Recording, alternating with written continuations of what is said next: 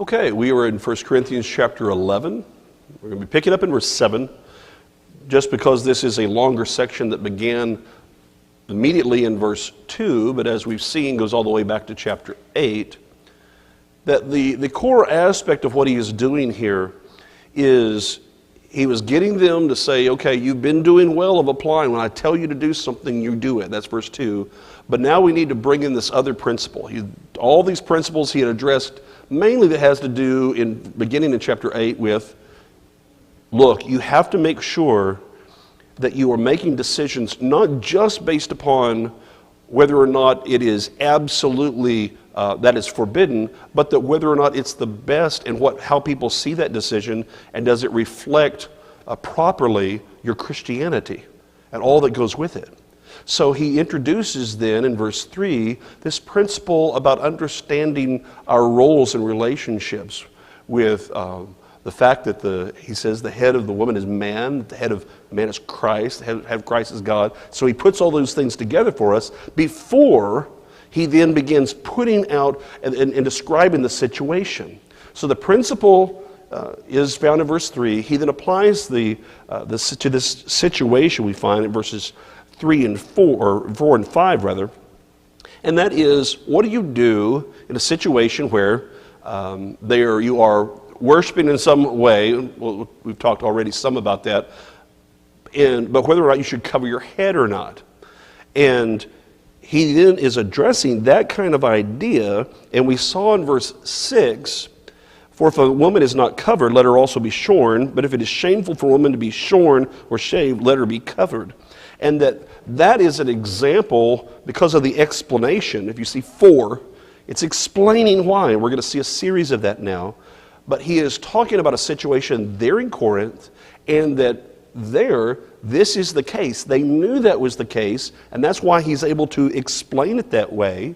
We have to go back in history to understand why, and to recognize the various social reasons why, that whether it was denoting being a slave or being an adulteress, that those things would indeed bring shame upon both her and her husband in that kind of context.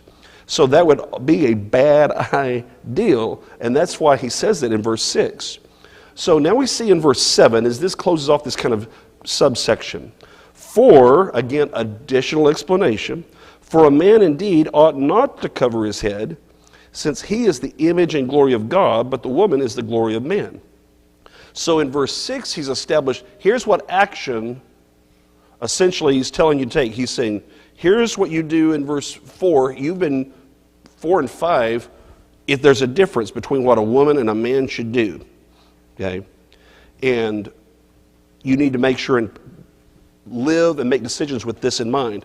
Verse 6, there are consequences. It has to do with what people are going to think about you. Notice verse 6, that's the key. You have to understand the historical context to get it. But the key is, you're going to make people think something about you that is very negative. So in verse 7, for a man indeed ought not to cover his head. Okay? So it's still further explanation of because there is a difference here. Verse 4. So it's based upon the impression that is left determines what you are to do. The reason given, though, why he should not, it says, since he is the image and glory of God, but woman is the glory of man. Now, this is the foundation for the next few verses, so we need to kind of consider this. What does it mean for man to be the image and glory of God? What does that really mean?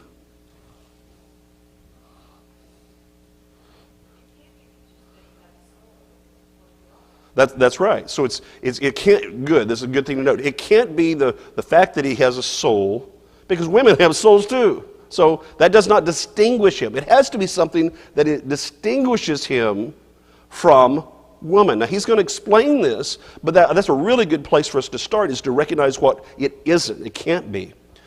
So what he's laying this out for, when he says that he's the image, okay, that does go back to Genesis though, right?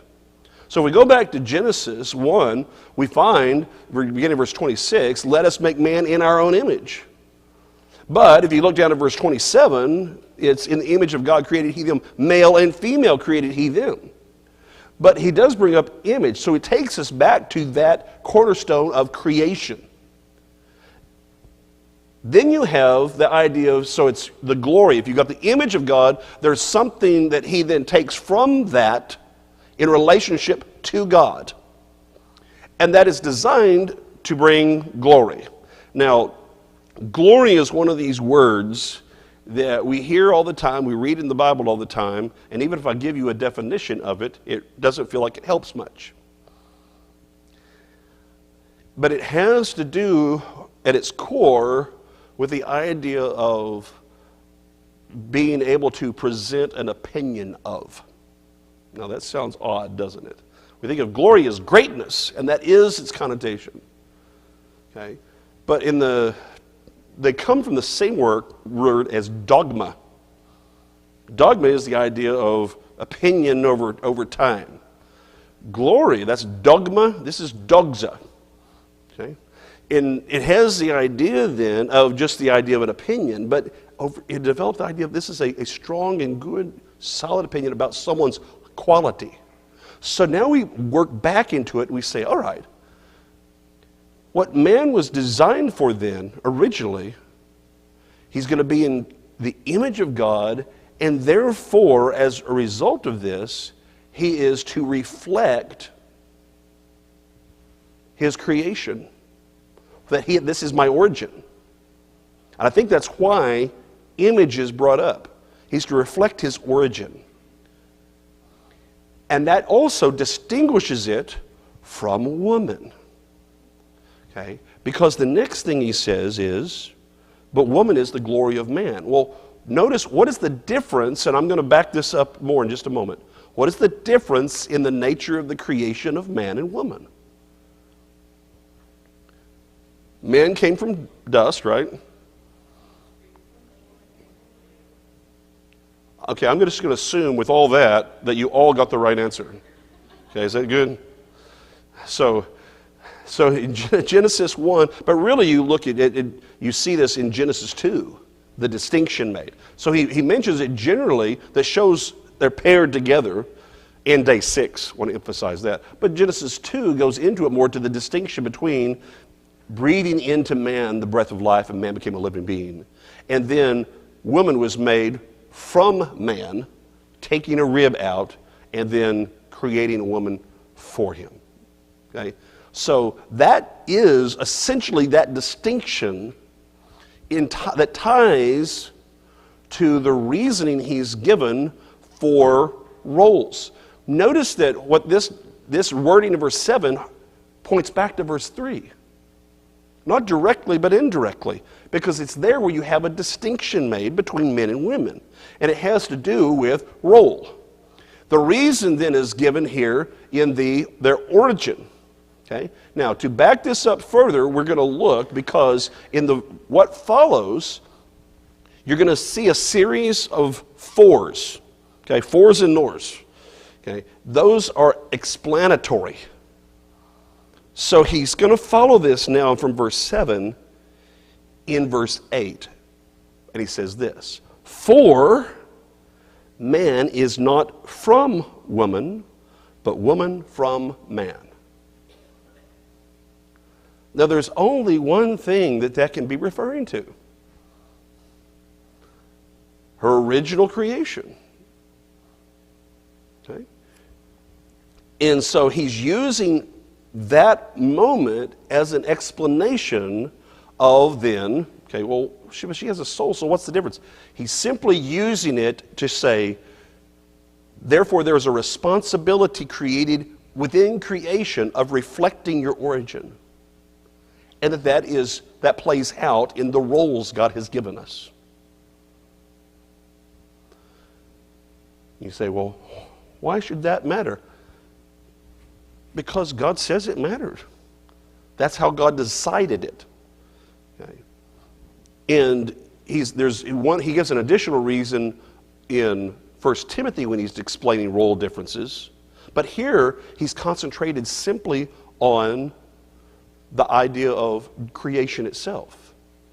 And therefore there is this reflection, glory, of what are you saying about the one that you have this relationship with, your head, the image and glory of God.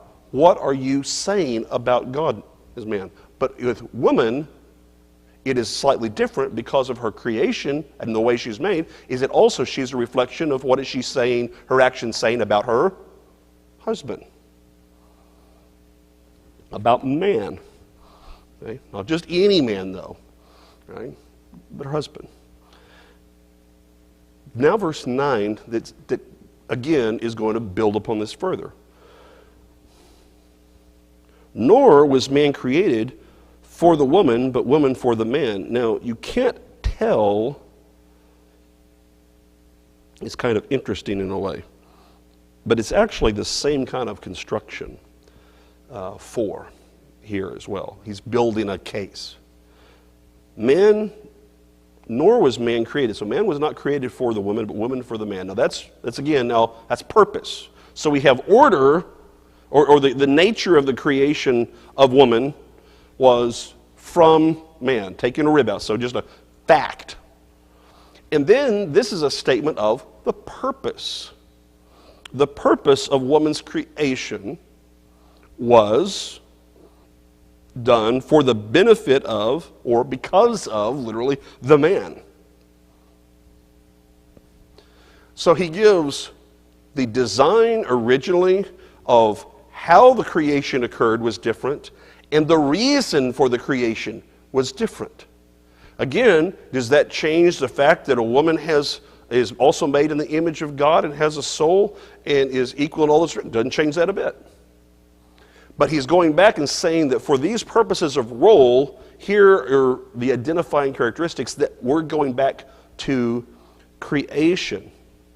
Again, because of the man. In matter of fact, I think that you'll think about that more is, what do you notice when you read Genesis 2 and it says, remember King James, a help meet, New King James, comparable for him. In actuality, the creation of woman was to meet a need, right? A legitimate need that man had. So man is incomplete in the general sense, and he needed something more. And so there is a value in that, which is probably reflected in 1 Timothy chapter 2 and verse 15. So that's going to be the beginning part of all this. But now I want us to think about why this matters. The reasons given that he is arguing for why these roles are what they are,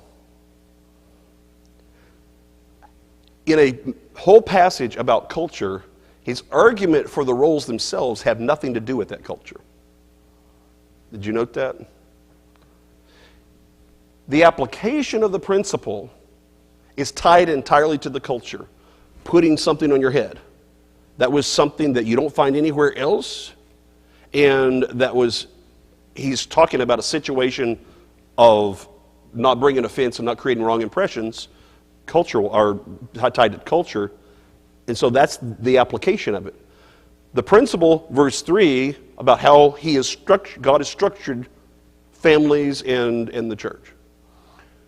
But then, in the reasoning why, he doesn't tie that to culture because creation has nothing to do with Corinth. And that everything. The point is that applies equally no matter where you are or when. It won't change. Whereas the idea of the covering was something that was tied to Corinth.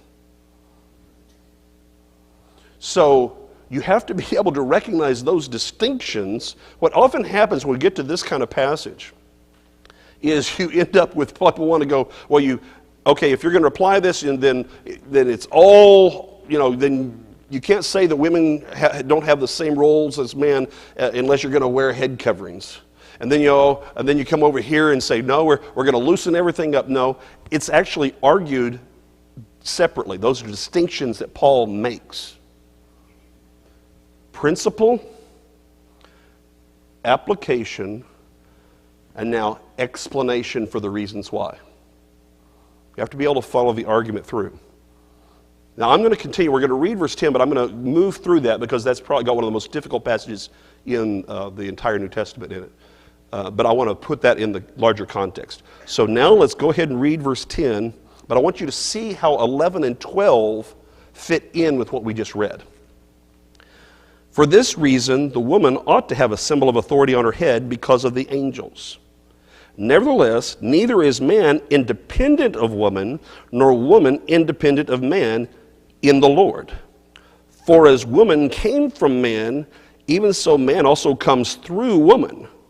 But all things are from God. All right, what did you notice right off the bat? Okay, but yes, that's the part I don't want to talk about yet. Good job. Yes, yeah, that's right. I can count on you. Yes, we're going to deal with that. Or attempt to. But I wanted you to see how in verses 11 and 12 that he is dealing with the same ideas that he had in verses 8 and 9.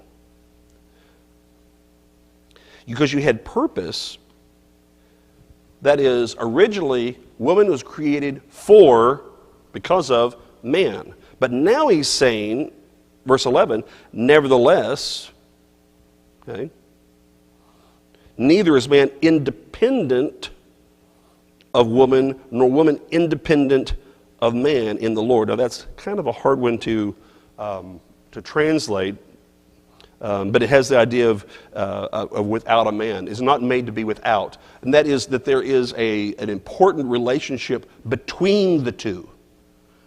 That in God's ultimate design, here's the original, there was an order to it and how it came about, but there is still a kind of an interdependence aspect that he is building here to say, look, this is still, I don't want you to get the wrong idea, that there is an interdependence, an appreciation for you need one another. That's the point of verse 11.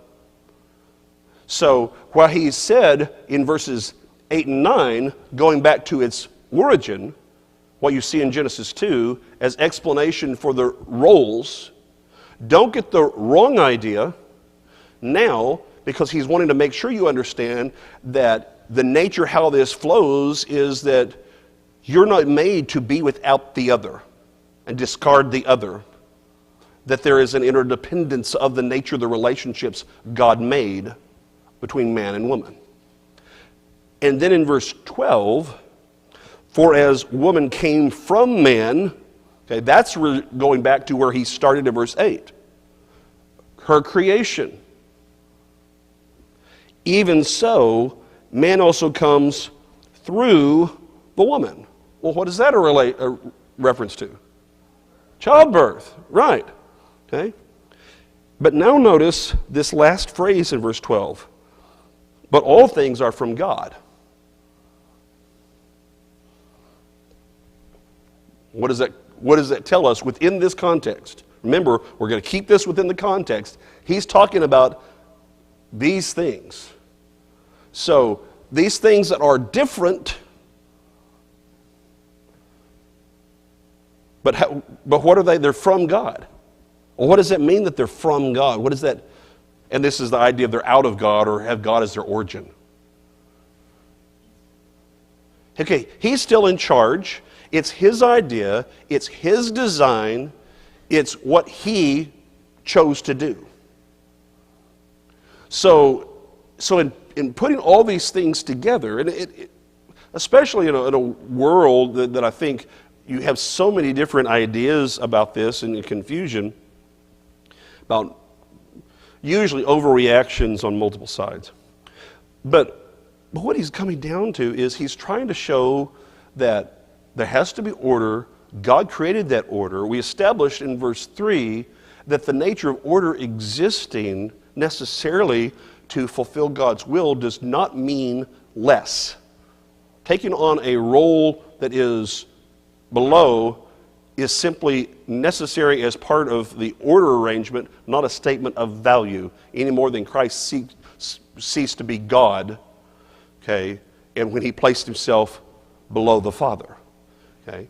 Why? That was the nature of what God's will was for him to do.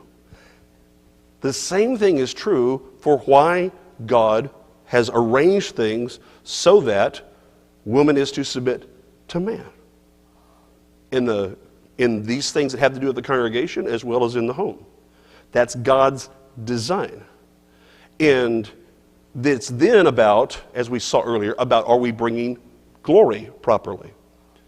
And if you think about it, if you go now, let's back up to that statement that's found in verse 7 about he is the image and glory of God, but woman is the glory of man. The whole idea of bringing glory to or recognizing that is that you cannot point someone to saying, isn't he great? Okay, let's use that as a kind of colloquial phrasing of this. Isn't he great? You cannot do that while ignoring, how that's going to appear and what God's will is in the process. When he is doing this, God's given man the responsibility, okay, to live in such a way as to point to him. Now, that's true for women too, but there's also an intermediary step here of being able to also, she reflects on man as well. And that's a consideration she has to take. Okay? That this is key to understand and appreciate the situation they're in. Because the question is what do people think about you and your husband, that interaction, based upon the behavior you're doing? So, in this culture, wearing some form of veil covering your head, that was a sign of submission. So what would happen? If a man were to wear that, he would be telling the Corinthian world that he was, and particularly about to your spouse. So it'd be the idea of I'm submitting to my wife, which is not what God wants, and therefore you would be sending exactly the wrong message to the world. But if a woman doesn't wear a veil, again, in the nature of this is the context of when she's doing something that is worshipful, that if she doesn't, then it's saying, I don't need man. Okay, my husband, not under him, no one can tell me what to do. Okay, it's a kind of a rebellious kind of thing, which goes back to the context of Corinth. This was part of the culture in a negative way, that they kind of had some of this reputation that was built up because of the courtesans and the temple prostitute culture. So that was, you have to be very much aware of what do you want to present to the world by your behavior of how the world sees it. Does that mean that he was creating a rule here for everywhere else and for all time about women must wear a veil when praying and prophesying? No. Because the context is about that culture. But here's what it does mean. Okay? It does mean that all these principles, verse 3, and then in recognition that go the reasons why, which are given in verses 9 and 10, or 8 and 9, and then 11 and 12, those principles are tied to creation, and therefore they still hold for the background of why this is true in verse 3. So now the question is, in a given culture, what would be an equivalent to where you could do something that would send a signal that would be contrary to what God actually wants you to do? That's the way this works. You know ideas? Because, if y'all can't come up with ideas, that means that y'all are putting me on the spot and I have to offend as many people as possible. That's not very nice.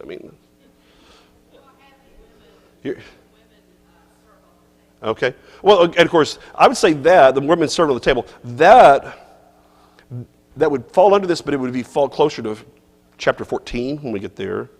because that is dealing specifically with leadership in the assembly. This is dealing with situations outside that were cultural.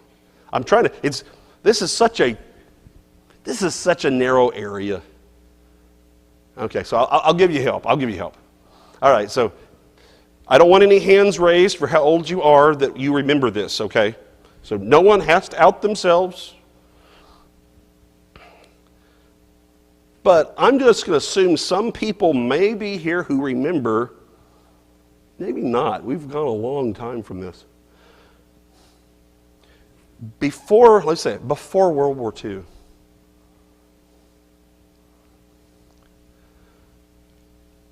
what did someone think of a woman who wore pants? Oh, you don't do that. Why? You look like a man. And therefore, the saying came about, she wears the pants in the family. It was a symbol that she was trying to basically take over, be like a man. Now, that was, before World War II, that totally legitimate. Christian woman wearing pants, you're not very much Christian. Now, is that true today? No, not at all. I'm trying to think of a situation that would ever come up with. Now, in some cultures today, would it? Yeah, there'd be some cultures that would. American culture, not at all. That's not even on anybody's radar.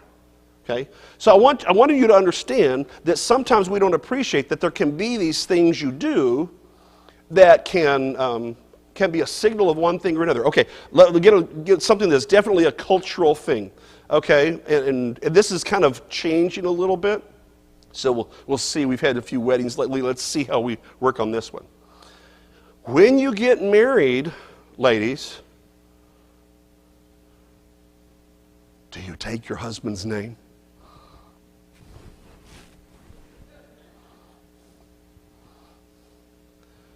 Now, here's the thing. In Spanish cultures, they don't. Trust me, that really throws you when you get the names coming in for Spanish students. You're not familiar with that, and all of a sudden you start seeing these names coming in. What do we got going on here? They don't change their name. That's not how it's done. But that is how it's done here, or used to be. That's kind of changing. But the early ones, what was that a statement of when you changed your name? You didn't change your name. What were you doing? You were making a statement, weren't you? Okay, this is ironic because I can't remember the woman's name. I had a teacher who made it a point, this was at a private college in 1989, who was taught a political science class I was in. Very first thing she did was make sure to let us know that she was married and she had kept her own name. I don't know why it was any of our business or why we needed to know this. It wasn't. But it meant something. She was making a statement by it. She was being very deliberate about it. Okay? And that was the early context of all that. And then it's kind of, you hyphenated and, our names are going to look like German after a while. They're just going to get this long. But notice the attitude. It's not the name behind it, and not the name change, the attitude. I'll show you. That's ungodly. That is what Paul's talking about in this passage. He is talking about having an attitude of where you're refusing to adapt and you're not letting just whatever the culture and different things might be, because, I don't have to do that. God didn't say I have to do that. Yeah, but in the culture, if you don't do that, people are going to think things that are bad about you that are contrary to what God's will says. Well, it doesn't matter because I still have the right to. You remember this whole thing going all the way back to chapter 8 is about stop trying to demand rights and start doing what is the best. This is the culmination of all that. He starts with the idea of a situation with eating of meats. And then he, remember, goes through in chapter 9 and talks about situations where he'd made decisions that he chose to do things that not because they were required of him, but because he wanted to make sure and do the right thing for the salvation of souls and how people saw him. And then he comes back to chapter 10 and makes sure and say, no, just because you have liberty in this, don't get the idea that it doesn't matter. You don't want to be looking like you're idolatrous again, do you? You don't want to feed into that. No, not at all. So what should you do? He comes down and he lays out principle, the end of chapter 10. This is about making sure that you are very well aware of how your behavior looks to and affects other people, and that matters. So what does he do next? He brings this particular example up because he's been building to it. Here is the problem. But they needed a kind of a long ramp, if you will, to get here. And you can understand why. This is difficult. So he's wanting to make sure they understand this so that the reasons are rooted in what he's been saying all along. And now, this same principle applies within accepting things culturally, man or woman, right? If there's something that I'm trying to do, we talked about this a little bit with Paul. If I'm making decisions and I'm in a situation where I'm in a given culture and doing something there that I have a right to do, I do every day here, but that would give people the wrong idea, I'm not going to do it. I pull back on those things. Why? Because I'm here, what's my purpose here? To bring God glory. What happens if my behavior is interpreted in such a way that actually would not bring God glory? What am I trying to do? I'm trying to make it about me. If we're always making it about God, then we will make whatever adjustments we need to make because it's about God. All right, now let's get to verse 10 and come back to verse 10. See, I'm doing that because I'm looking at the time and I'm saying, okay, good, I've got a hard out on this. For this reason, the woman ought to have a symbol of authority on her head because of the angels. Now, I want to give you a little bit of a structural look here. I've talked about the structure leading up to this. But if you look at verse 8 and 9, and then 11 and 12, I did that deliberately. They are like almost, not quite mirror images, but it's kind of like A, B, B, A kind of stuff. Well, that means that verse 10 is right in the middle of all that. It's a common way to write for a Jew. Now, I think that he's making a broader argument than that. But that means that the point is verse 10. The explanation is on either side. But this, and he says it this way, because of this, in the English we're kind of lost, we think it's for the same way. He actually distinguishes it from those previous arguments by saying, because of this. Okay? The woman ought, and notice symbol of is in italics, but it makes sense why. She have authority to recognize it. It says over her head. In this situation, she has a responsibility of what she does in regard to her head. What that is clear from verses 4 and 5, to cover it. When would she be doing that? Whenever she's praying or prophesying. That's going to be a limited time to when women are present outside of the assembly because of 1 Corinthians 14, 34, and 35. Where women's days, classes, those kind of things. But in that culture, you still needed to cover. You don't go in saying, okay, I'm the preacher now. Say, don't do that. You need to still say, I'm still operating within the general realm of how God wants us to see and to be seen. So that's the explanation. Here's what she needs to do this. But then you get this statement. Because of the angels. There have been so many ideas thrown around about what this means. Okay? So, what have you heard it means?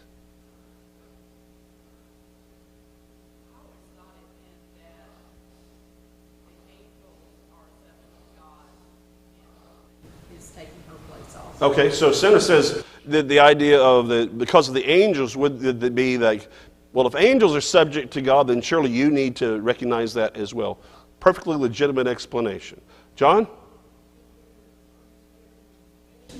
It could be, that's another possibility, because of the messengers. What would the messengers be in that situation? So, well, but we're dealing with women here, so what's the problem? Could be someone delivering a message and you don't want to be appearing out of uniform? Disrespectful in that? Could be. Some have taken that idea that it is about, that it's a description of, and this would be based on one way in which it's rendered from some of the prophets, and then speculation about Revelation 2 and 3, that it would it'd be a designation of church leadership.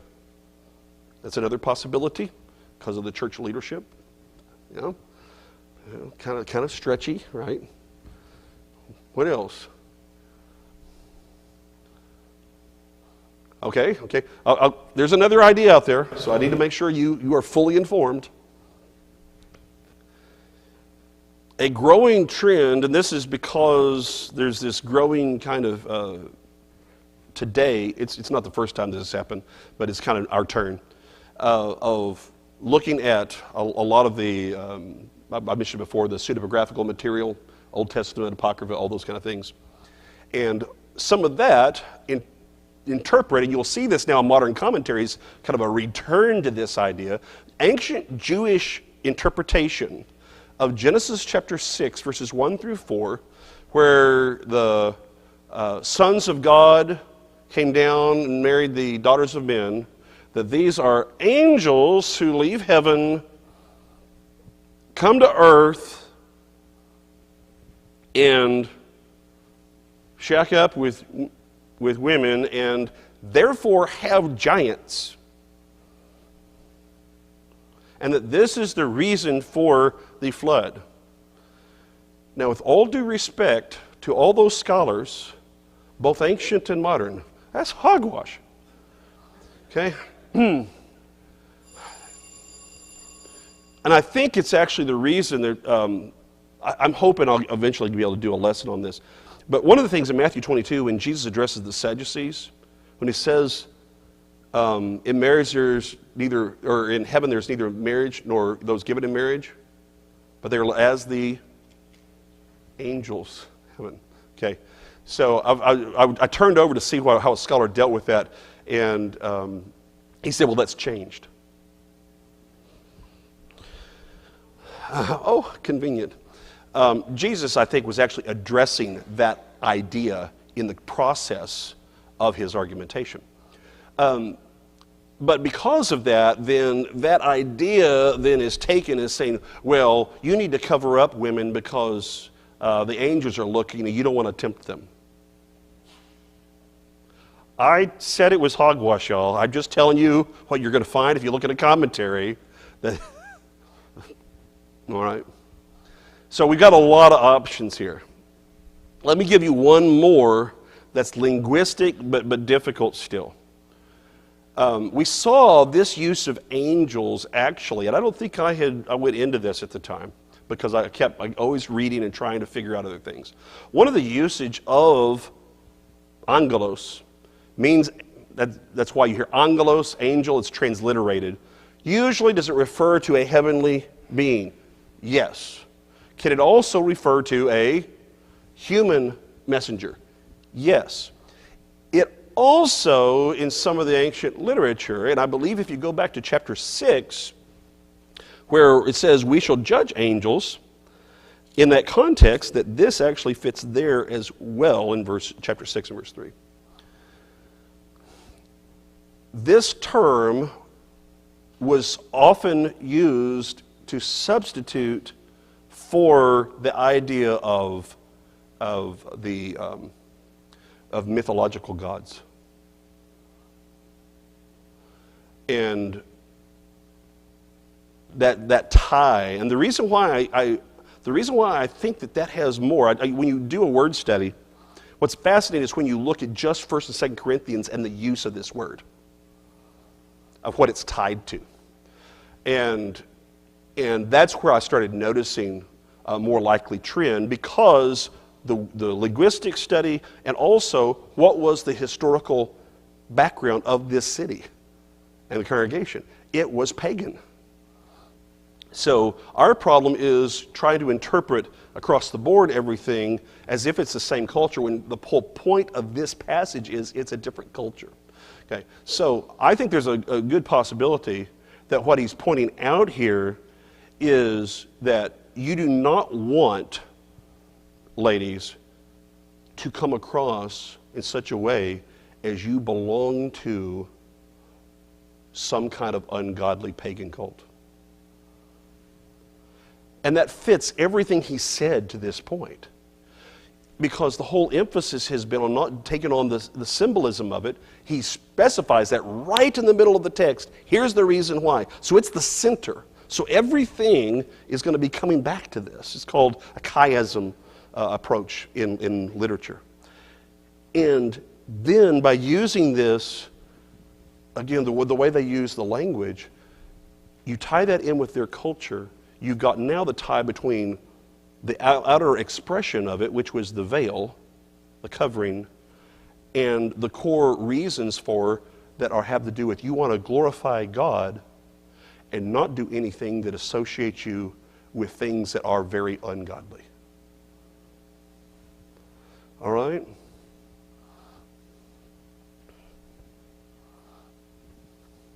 I'm trying to look. It's kind of a good test to see how many people are shaking their heads and how many people are looking at me like I'm crazy.